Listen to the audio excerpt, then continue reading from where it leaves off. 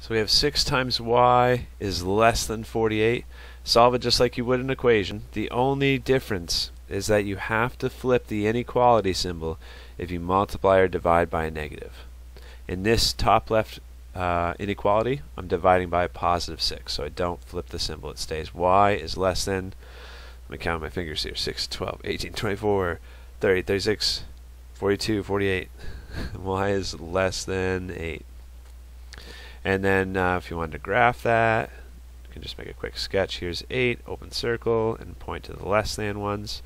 And then here's a parentheses, 8. That's interval notation. Remember interval notation, you say the smallest possible value. Oh, negative infinity. I kind of lost the negative sign there.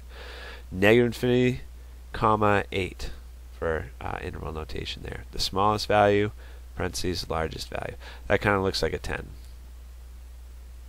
There's our interval notation solution. Over here, look, to get v by itself, I divide by negative 8 from both sides. That means I have to flip the inequality symbol. It's switch directions. Now 96 divided by 8, it's going to be a negative 12.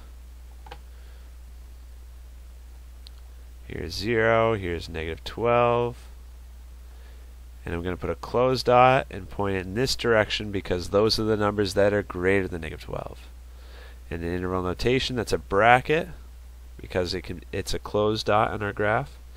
And I put a comma and then infinity because it never stops increasing. And by the way, we always put parentheses next to infinity. Okay.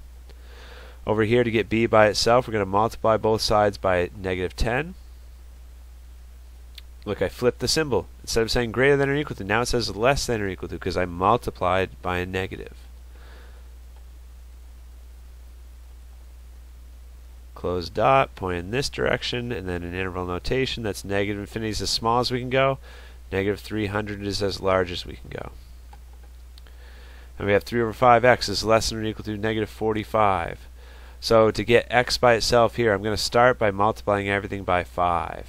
That will make the 5 cancel out there. And then we got 45 times 5 over here. That's negative 225.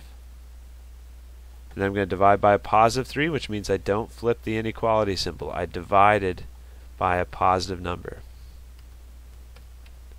So I get negative 75. And then interval notation, negative infinities. Oh, I did the wrong order. That's interval notation, bracket. And then here is the graph. Here is negative 75. Here's a closed dot, and all the numbers less than negative 75.